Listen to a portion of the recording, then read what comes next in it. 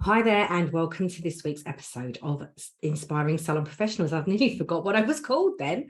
I'm going to be joined today by the lovely Sarah Cogin Smith, who many of you may know as the owner of Salon Industry Networking Group on Facebook. It's a huge group, and I share admin responsibilities with her. She asked me to be an admin years ago. And I've been on there in that role with her for some time. Sarah has a history of salon management and ownership, and she also, as a result of some challenging life events, ended up pivoting her business into product design and creation. And she now provides a lot of different types of products. And we'll be talking about that and how you can access that information and how you can access her products, because they really are lovely. And I have to say, I use a few of her little balms and stuff myself, and they really are amazing. So let's hand over to the interview, and I will see you on the other side.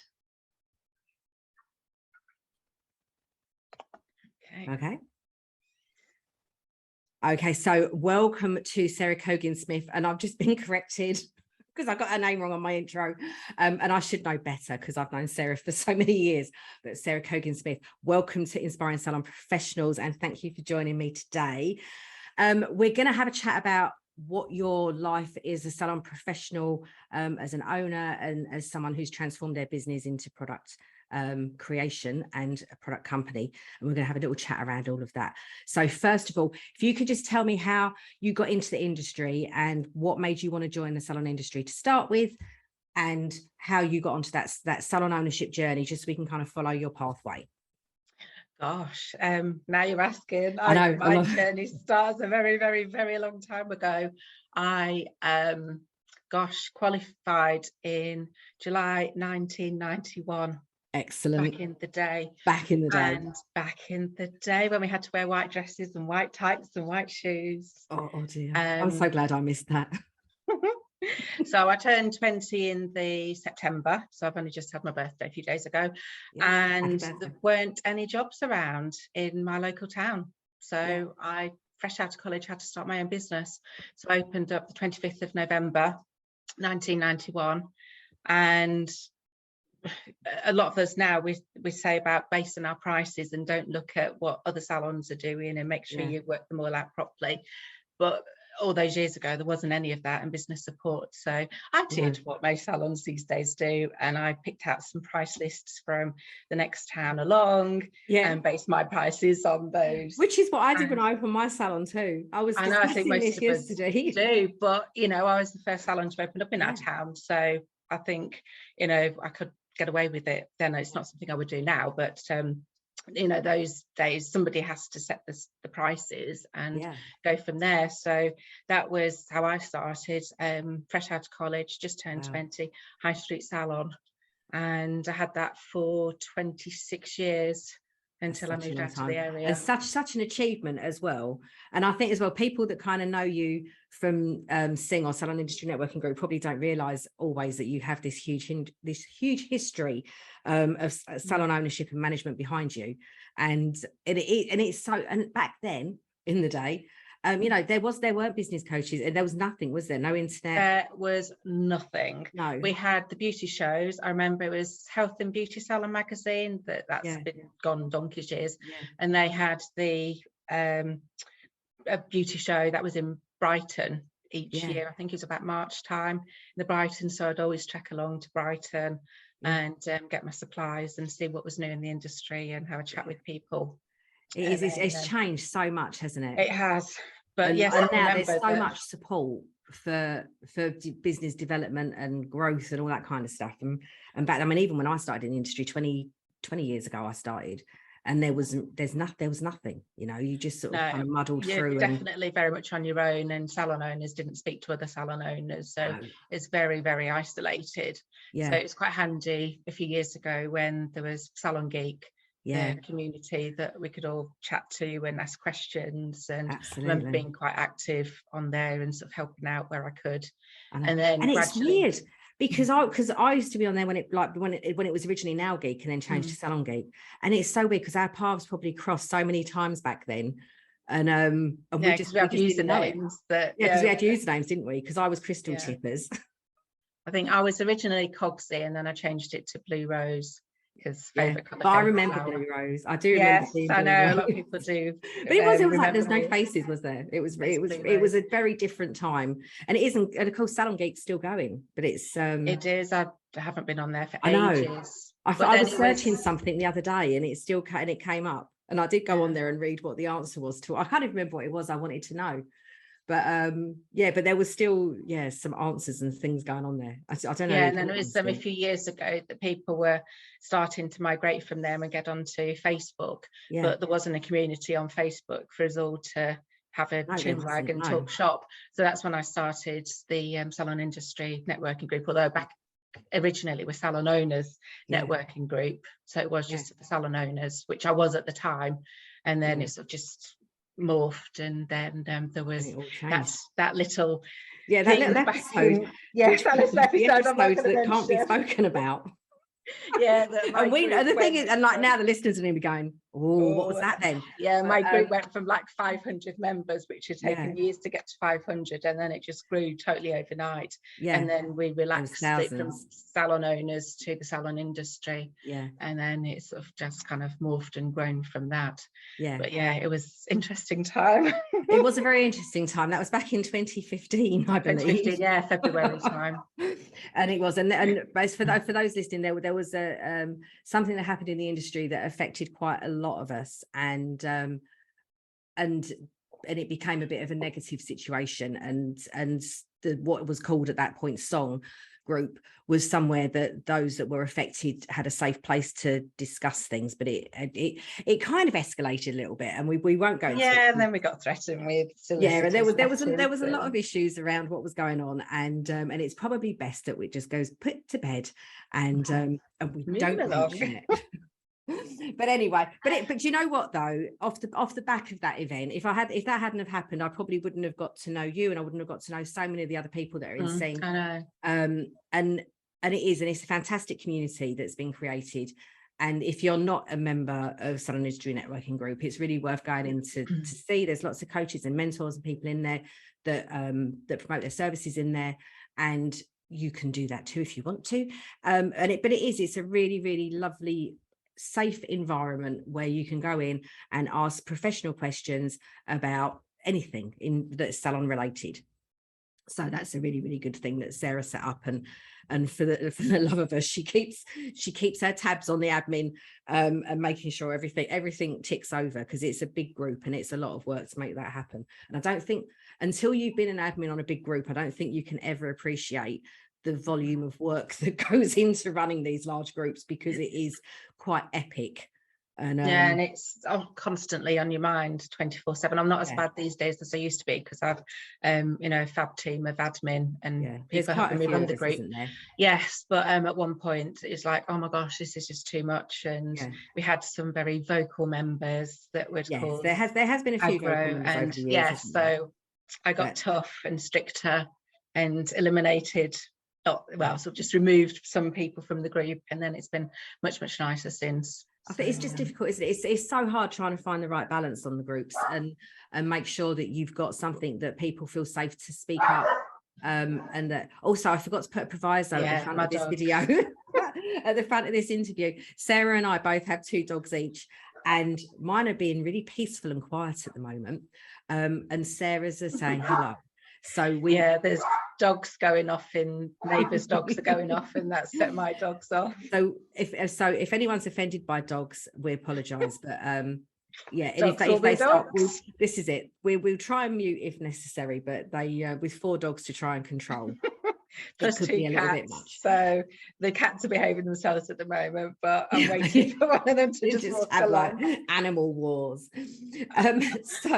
So that kind of covers really a little bit about Sing and about what goes on in there, and then so when you had your salon, so you had it for 26 years, and during that time you and I both shared a similar path, that we both had fairly life-changing events, and you had car accidents. You had 2 car accidents, and I had a car accident and a horrendous vitamin D deficiency that kind of wiped me out. But for both of us, it meant that we had to kind of look at where we were at and look at what we could do to make the best of the situation, because both of us ended up with Sarah ended up with, if you're okay with me saying with your back. So Sarah ended up with like back issues, and obviously as a therapist that makes it quite challenging to work. And I ended up with my right hand, dominant hand, injured in a car accident, and I've had to have 2 surgeries on mine. So we've both gone through different journeys, but we've both ended up having to kind of reflect on our careers just a little bit.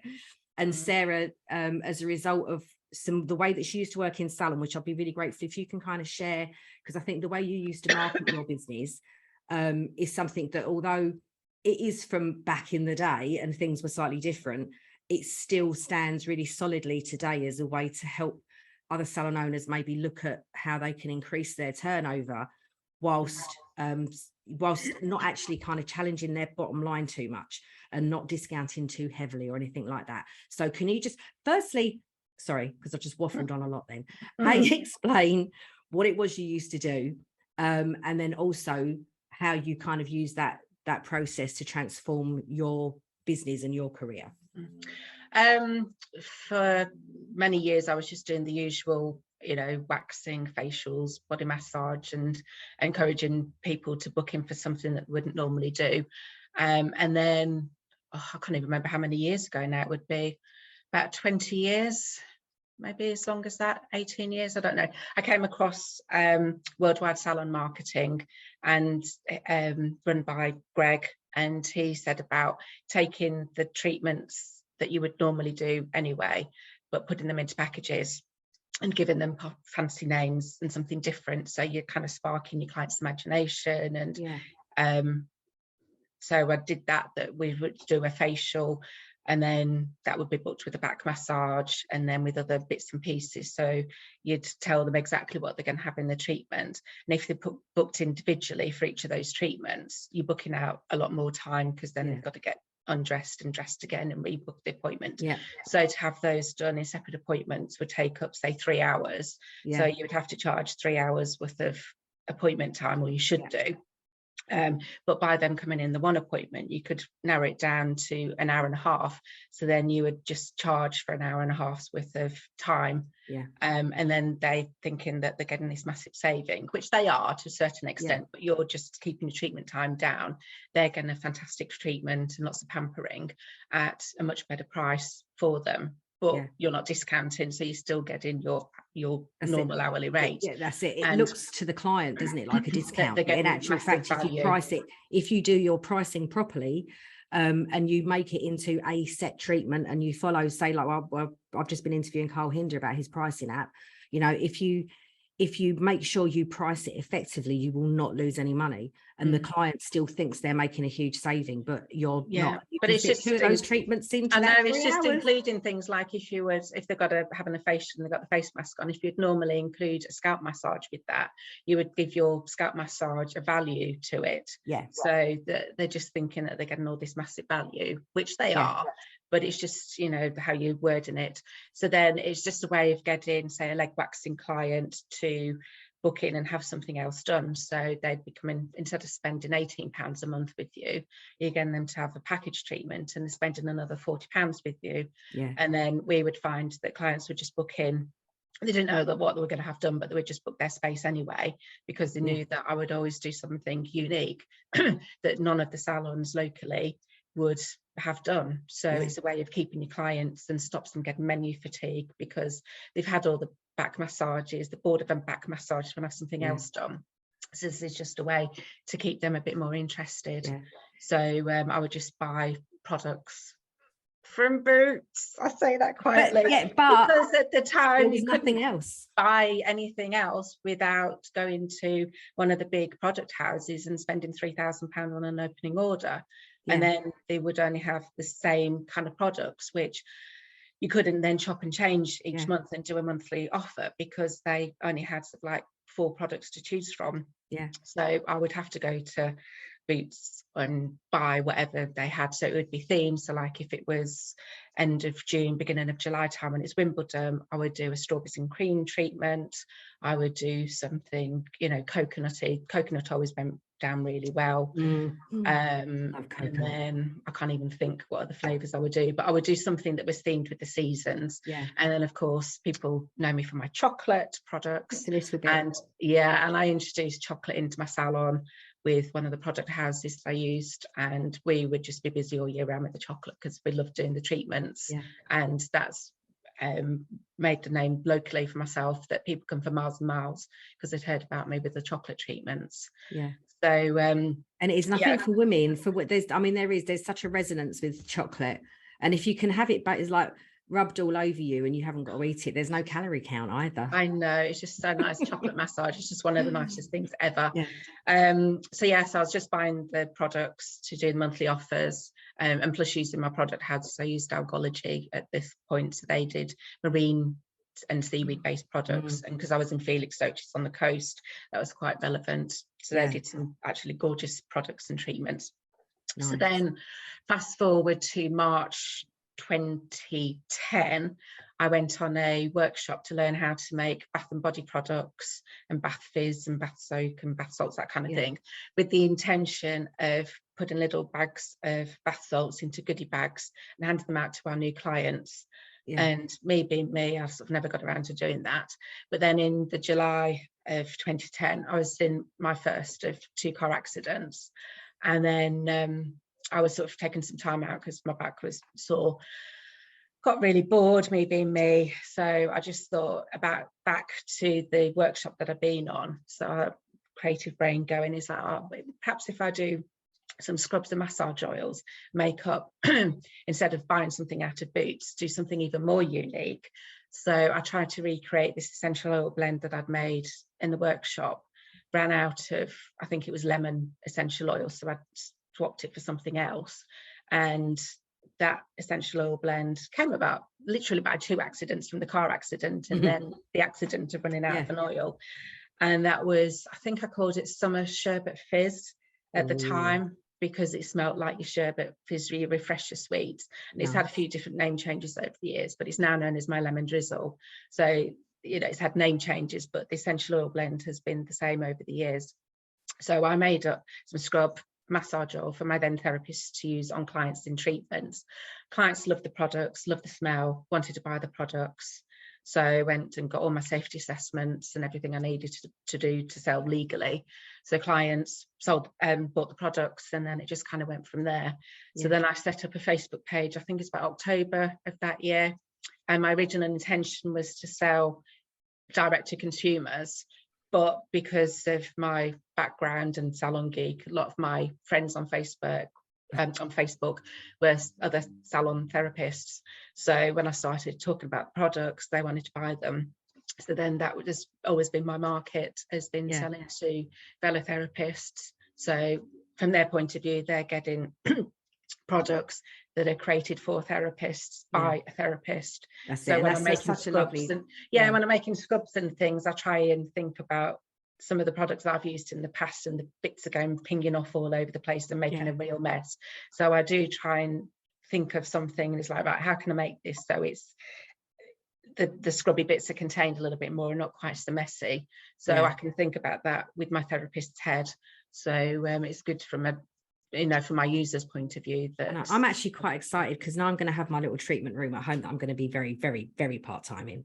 I was sitting thinking the other day, what can I order from Sarah now? My lemon drizzle, definitely. Because I've never, because I mean, I've had quite a few of your balms and a few like sort of more sort of client gifty kind of stuff over the years, which are always amazing. And the healing balm, oh my god, healing balm, that is just, it's good. It smells divine, doesn't it? It is just literally, you're just being coated in yummy. It is amazing, and it works too, and it does heal very quickly and very well. And unfortunately I have run out. I don't know what I've done with my one, and I need to get another one, Sarah. And I'll have to pop some in the post for you. But it is so when you started doing all that, so then you began selling business to business rather than business to consumer, and it kind of just grew and turned into, what did it turn into? So what's it called? Cognito Spa. So I've always traded as Cognito, so that's not changed. I've had many logo changes over the years because I'm a shiny object and I'm always get bored. And it's like, oh, I like that logo. Maybe if I could do something similar to that. So yeah, my branding is always changing. But when I finally got my insurance settlement money for my first car accident, for those that don't know, that was July 2010, I had my first one. And then it was October 2011, I was in another car accident. I was in the same place both times. So that's a whole other story. So I eventually got my insurance money through. That was September of 2015. So it actually came through just on my birthday. It was the day before my birthday. I got my settlement check through. So a very nice birthday present. So with that, I invested in getting some labels professionally designed, because up to that point I'd always done my own because I couldn't afford to get them professionally designed, and I always hated them, but you know, they did the job. So I had them done, and then I went with the afternoon tea theme, which was just afternoon tea was just starting to get popular. And so I had my lemon drizzle, then there's cucumber sandwiches, Victoria sponge, Eton mess, apple crumble came at a later date. We had peppermint tea and chocolate orange truffle. So because even before, when I was doing my own labels, I always kind of went with foodie kind of themes, and so that's kind of where I've always gone. I think it does, it kind of, but that it switches buttons in people's heads, doesn't it? Because you immediately, through the olfactory system and all the memory of when you've smelt those things, you can immediately, you know what they're going to be, and you know what they're going to smell like, don't you?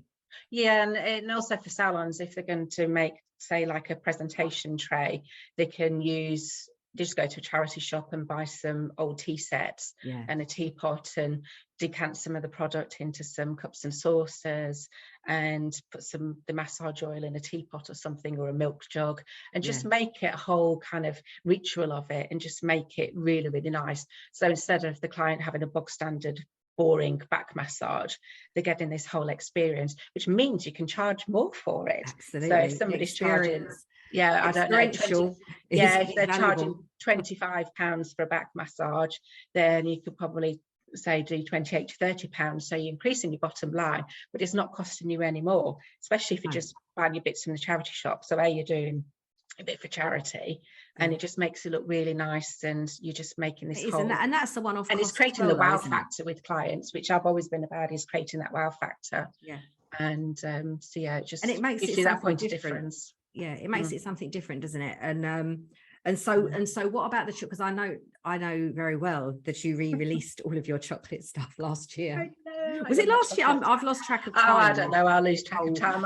I start these things. I do these things, then I stop talking about them because I get a little bit bored and I get off on shiny objects. But the chocolate stuff, chocolate stuff is amazing. But no, I've always been my chocolate. That was actually one of the first things I did for salons, was, you know, donkeys years ago when I first started making the products, because I loved them so much when I used them in my salon that I started making them myself. So I picked out the things that I liked from the various companies that I used over the years, and then put my own spin on it. So we had the chocolate chunks that you'd melt down and mix with the massage oil, and the company that I used, you only had the one scented oil, and I thought, I can do better than that. So I ended up with chocolate orange, which smells just like Terry's, got Turkish Delight, and then peppermint after dark. And I currently have mocha, which is coffee, but it's not very popular.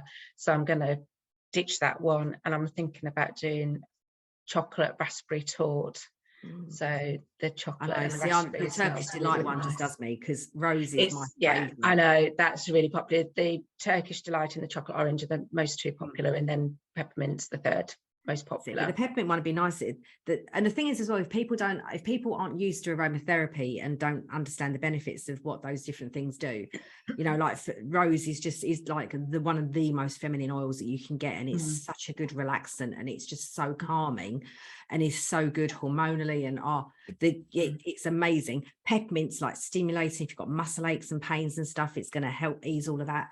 And the orange, that's another like nice one for the mind to calm. And Yeah, just think Terry's with the chocolate orange one, because there is that, isn't there? I know. Every massage comes with a free. Yeah, I mean, this is it, but the salons could do that, couldn't they? Every chocolate orange massage could come with a complimentary Terry's chocolate orange, especially at Christmas. Yeah, well, we used to do things like that would theme them, or if you don't want to go to the expensive, not that they're expensive, but if you haven't done your prices correctly and your profit margins are tight, then you don't want to buy a chocolate orange, then just finishing off with a hot chocolate at the end of the treatment.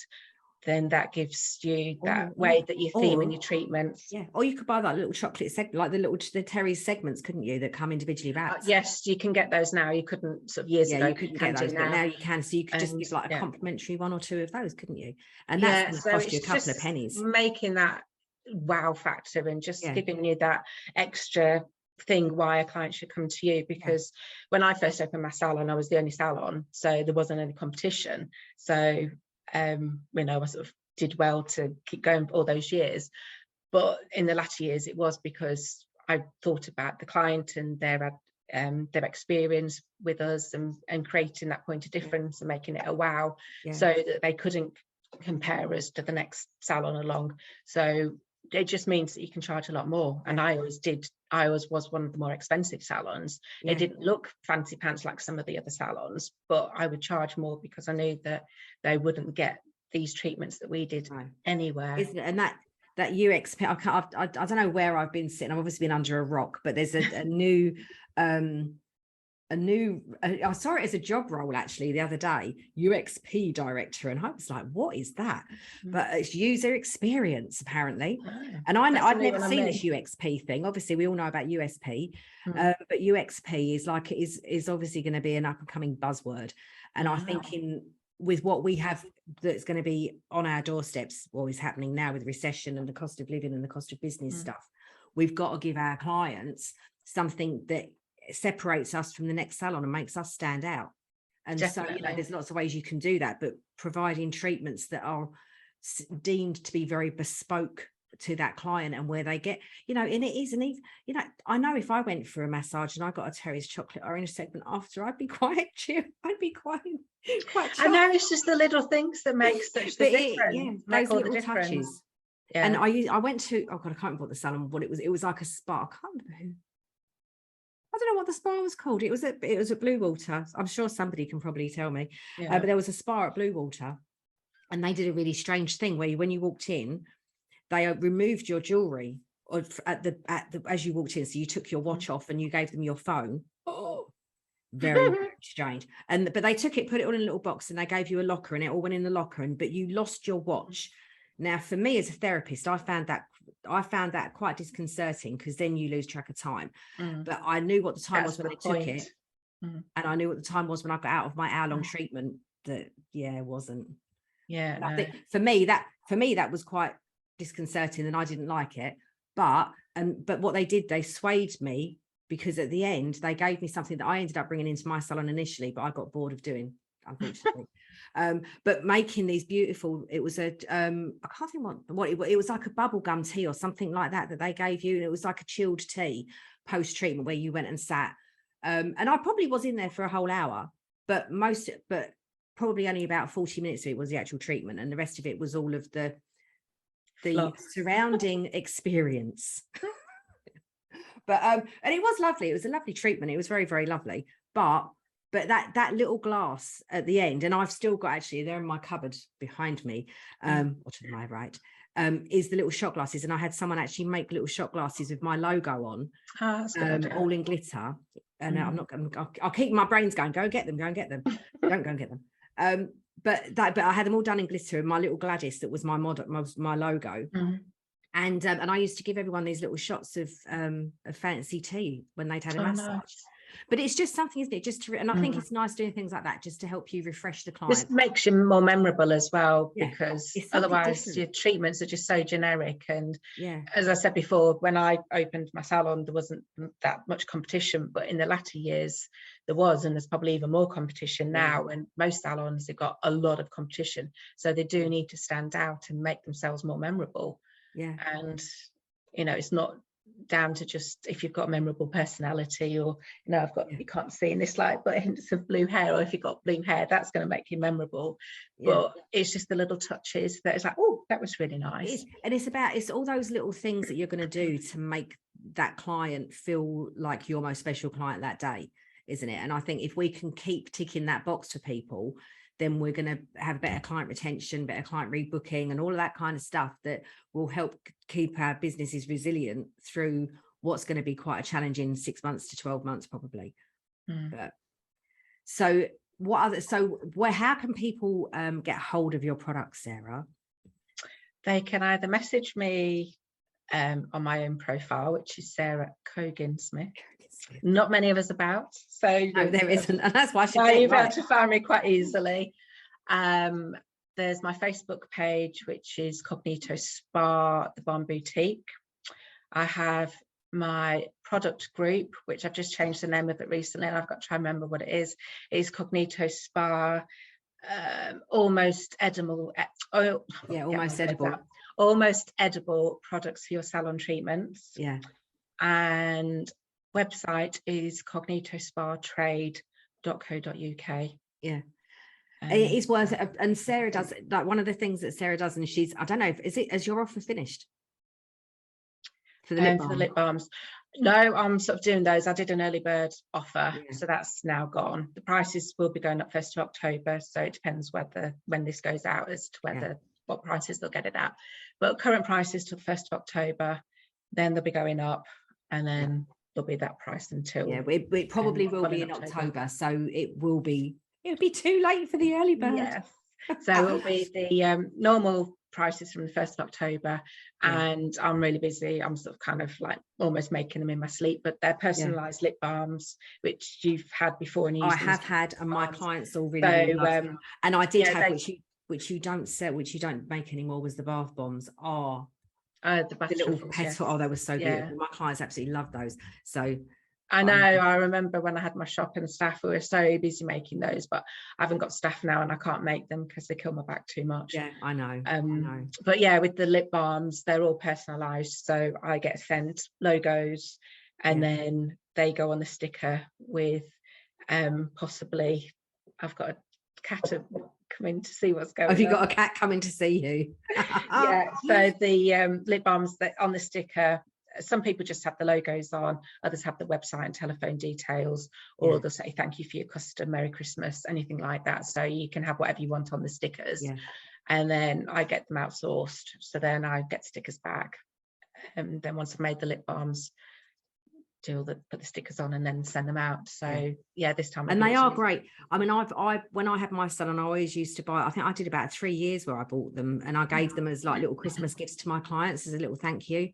And they are great. I've just been using I had my Turkish Delight balm that I had on holiday with me, and they're so gorgeous, and they're not super oily.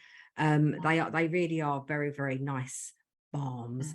It's just a nice way of like business promotion, instead of having, I mean, obviously you can go on Vistaprint and get mugs and bags and all that kind of stuff, but this is something that's really usable for your clients. And they, I think they're a few pounds, aren't they, the balms, Sarah? So it's not. I think they're going to be £3.55. I think, I can't remember without looking, because I haven't been sending the new prices out yet. But once he says, I think it's £3.55 if they buy between 30 and 49.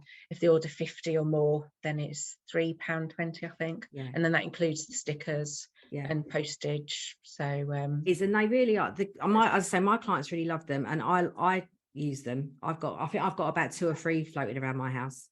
You can use them as a cuticle balm as well, so they're quite multi-purpose. And most of the orders that I've had so far, they've all been repeat customers. So that's one thing I love more than an actual customer. But it is because it works, and it gets and the thing is, and then you've got a client who's got your name and your logo, so every time they get their lip balm out, they see your name.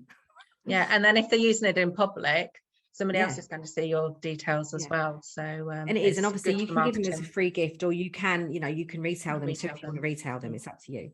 But Sarah, I just have to say, and all of your stuff is all safety assessed, isn't it? And all the labels are available, because with the lip balms, the labels aren't on them, are they? But they are available at the point of sale. The ingredient labels aren't on the personalised lip balms, but they're on my website, and they're in the information that I send out to any inquiries.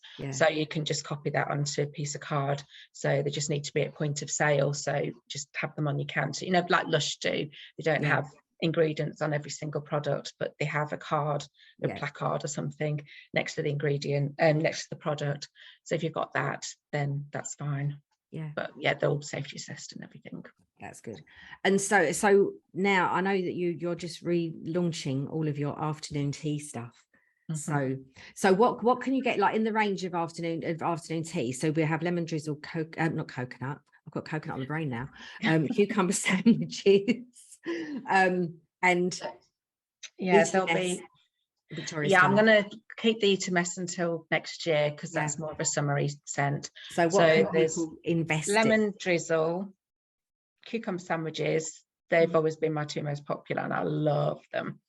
The Victoria sponge, which is vanilla, chocolate orange, truffle, self-explanatory. So it gives you a chance to have some chocolate orange flavour without having to use the melted chocolate. So because not everybody's got the facilities to wipe the chocolate off at the end of the treatment. So we've got chocolate orange, there'll be apple crumble, which is apple and cinnamon, smells amazing, and that's going to be more of a seasonal flavour as well. Peppermint tea, which is an essential oil blend of peppermint, spearmint and rosemary. So that's good if you've got male clients, because it's not too girly smelling.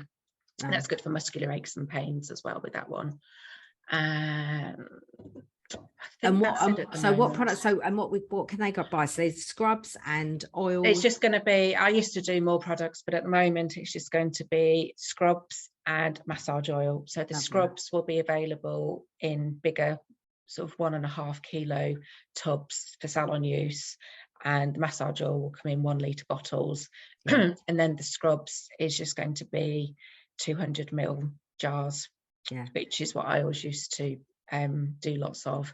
And then that's an item that you can be retailing to your clients, which is great for pre and post waxing, help preventing grown hairs. If they're going on holiday, just have a good scrub so they get more of an even tan, which will then last longer. And it's just a great retail item to have to boost your bottom line without having to do the extra work. Absolutely is. And I think as well, you know, those doing those monthly offers, and even like I know we're talking about all this and you're saying all those different flavors, I'm just thinking it's like Christmas and Quality Street. Isn't it? But it is, you have to just sort of visualize, obviously it's afternoon tea and we've got it all on the table with all of the beautiful china, and I think if you can sell it to your clients in that way, then it just creates treatments that you can use periodically, seasonally as well. And like, you know, for Christmas, having like chocolate orange treatments leading up to Christmas. Oh yes, I've just remembered I did have labels for Christmas cake as well. So you can have a Christmas cake flavoured treatment as well. I missed the boat this year, but must remember for next year to do something like pumpkin spice. Because that's just I've had a few people asking me if I do pumpkin spice, and it's like no, and it's a bit too late now to do that because that's got such a short window for you to do those treatments. So I need to I have to say, the people I know that visit a certain coffee shop for their pumpkin spice lattes, they will, I suppose actually it's a bit like me and cream eggs, because I start buying cream eggs as soon as Christmas is out of the way, and I will be still buying them when they're selling them off for 20p each. And I know people are like that with pumpkin spice, aren't they? I don't understand it myself, it's not my thing. But some of those flavors are really, really amazing. I know when I first brought out the apple crumble as a flavor, I had my shop then and had a couple of employees, they're both called Sarah, funnily enough. And so we had me as Sarah, then I had Sarah 1 and Sarah 2, and then for a while I had a Michelle working as well, and she'd say Sarah and we'd all kind of look up. It's like, which one do you want? So it was a bit of a standing joke for a while. But when I did the apple crumble, we'd made up loads of products and then gone home for the weekend and did our own thing. And then come the Monday or Tuesday when we were talking about what we'd done over the weekend, I'd made myself an apple crumble, an actual one that you could eat because of the smell from the shop. And Sarah 1, she'd made an apple crumble as well. because we're getting these subliminal messages Yeah. from all the products that we've made, this apple and cinnamon kind of scent, that was just like, oh, it's so nice, that it's like, right, we need to go make this apple crumble. And we'd both made one. Yeah, I know, in actual fact, and you saying that, one of my jobs this afternoon is I've got like a massive box full of apples from the apple tree in the garden, which I've got to do something to before, apple so crumble, that we can preserve them. Yeah, so I've got this huge, and with the tree's still heaving with apples. yeah. So I've got to work out how you preserve them and treble. Well, you can just do lots of puree, crumble. can't you? Just chop it all up and just simmer it. Yeah, and then you can freeze it, can't you? you? Who knows? Just like, I remember my mum blanching things. Yeah, you might be able to do that. Used to go on at like September. But yeah, just cut them up into chunks and either freeze them like that. I don't know if they'll freeze all right, but if you make some apple puree, you can freeze that. Baking tips from Sue and Sarah.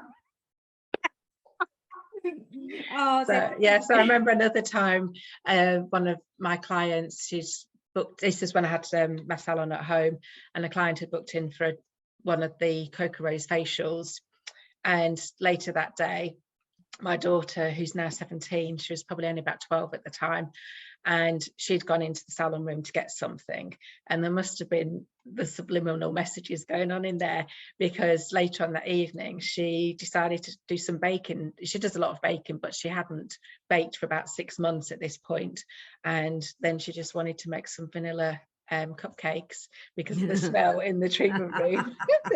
Got all these, but it's funny though, isn't it? But you say, I mean, like, I can remember when I studied aromatherapy, and we did a whole evening just devoted to the olfactory system and how all of those smells that we take in, how they work in our brain and how those memories attached to the smells and all that kind of stuff. And it is absolutely fascinating.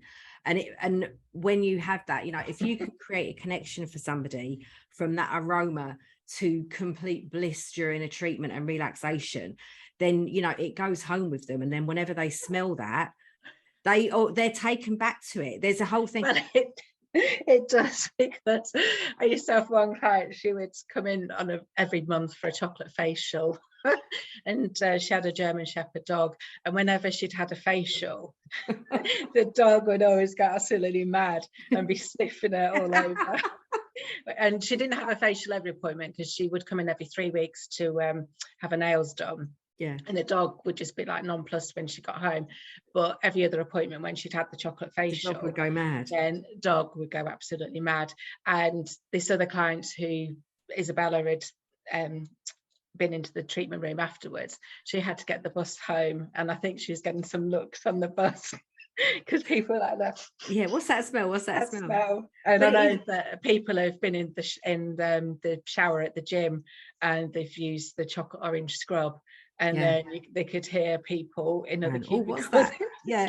Why can I smell chocolate orange? Yeah. Where's the Terry's? But it's testament to a good product, though, isn't it? If people go away and they can still smell that aroma and they take it home with them. And I know some of the treatments I've done over the years, and one of the companies that I've worked with, where they give, and actually it's probably quite a nice thing to do as well with your treatment, Sarah, is like to do like a little wrist, a cotton wristband dotted with the massage oil that you then all the way through the rest of the day, you still get that aroma refreshing and settling that memory of like relaxation and calm and all of that stuff that you want.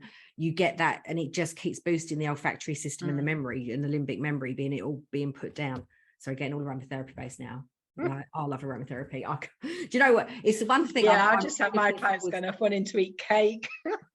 I can't wait. I'm really excited. I'm actually just looking at getting myself a new massage table, and the table is turning into like a bit of such a procrastination, because I can't decide what one to buy, but I just can't wait to get all my aromatherapy oils back out, because I haven't used them properly for so long.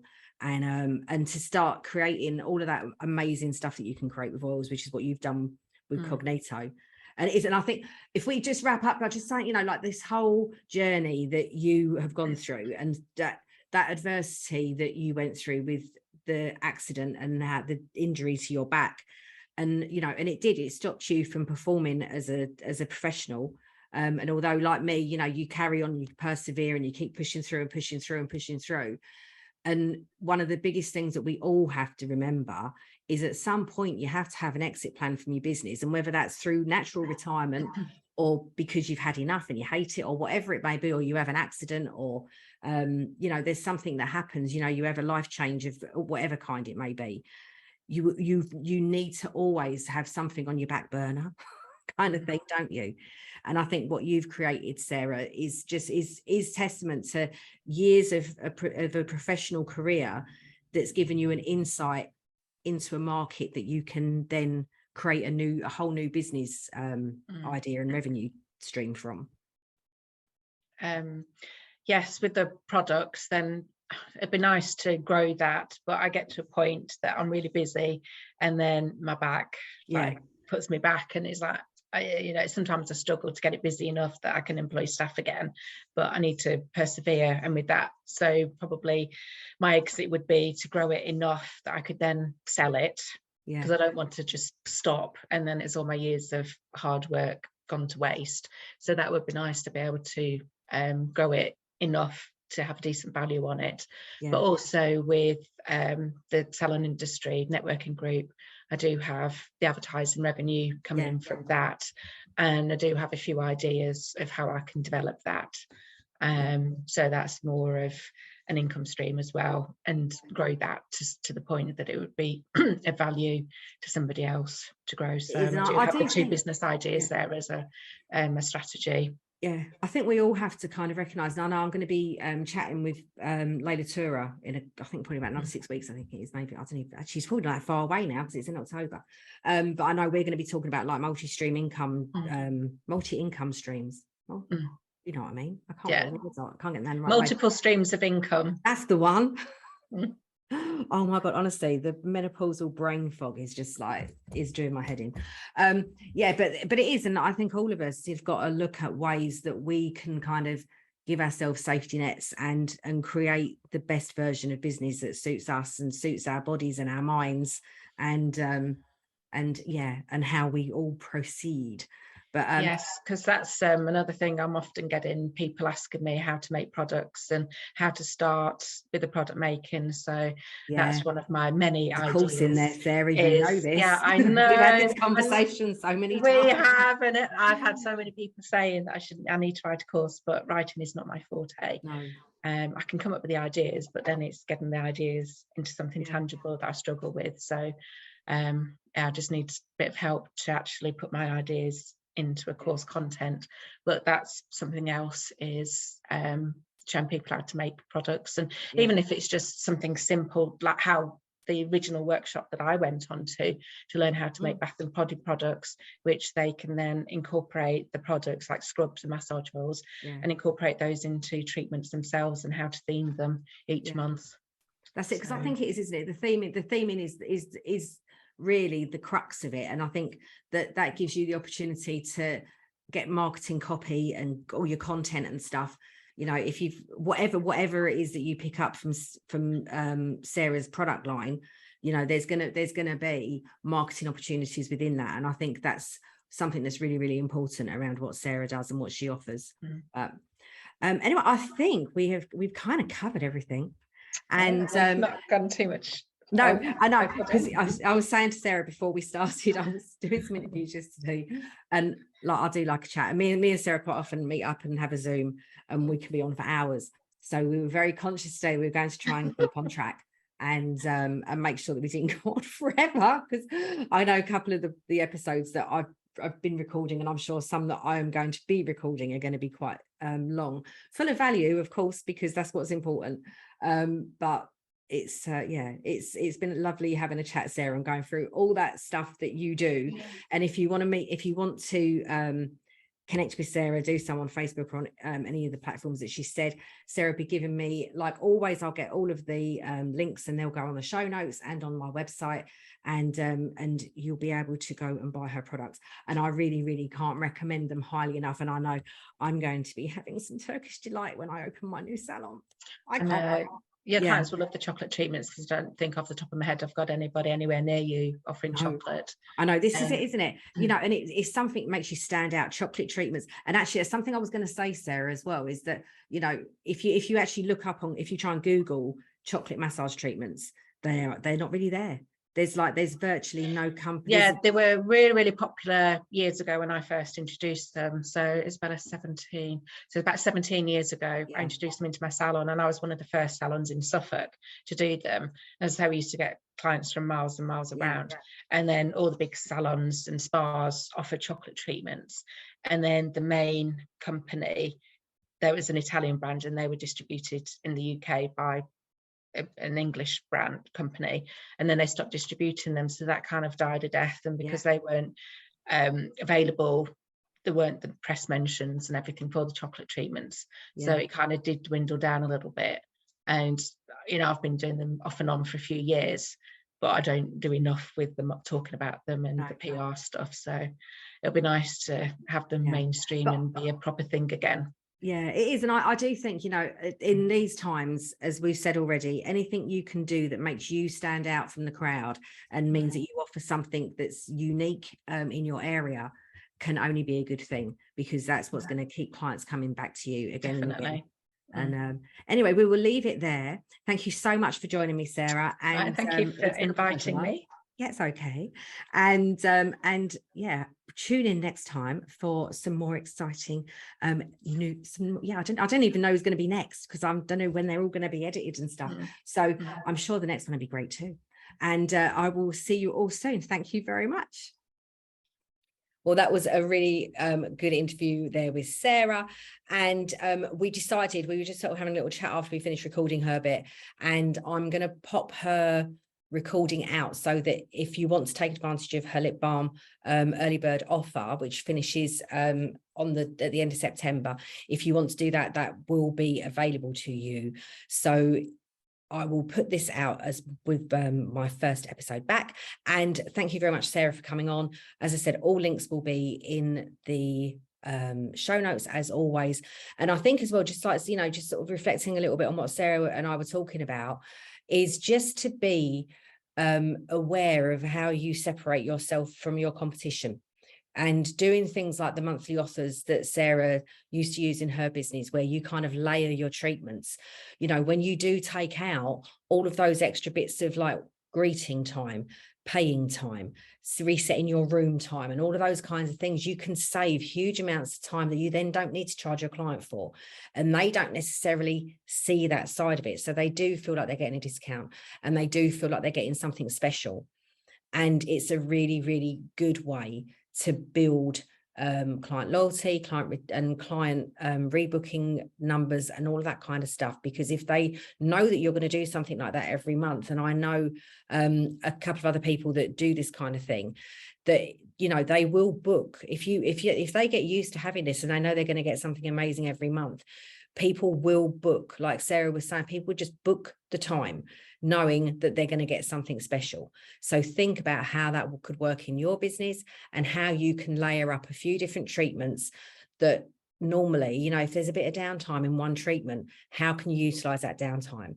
You know, so if they're having a facial and you've got that time, like Sarah was saying, where you normally have a scalp massage, is there anything else you could be doing in that time? You know, think about how you can build different things in. If you don't normally have a mask in your treatment, could you add a mask in? You know, that's a very low level costing, and you could add a nice little mask in while they're having a scalp massage or an eye treatment, space masks, that kind of thing.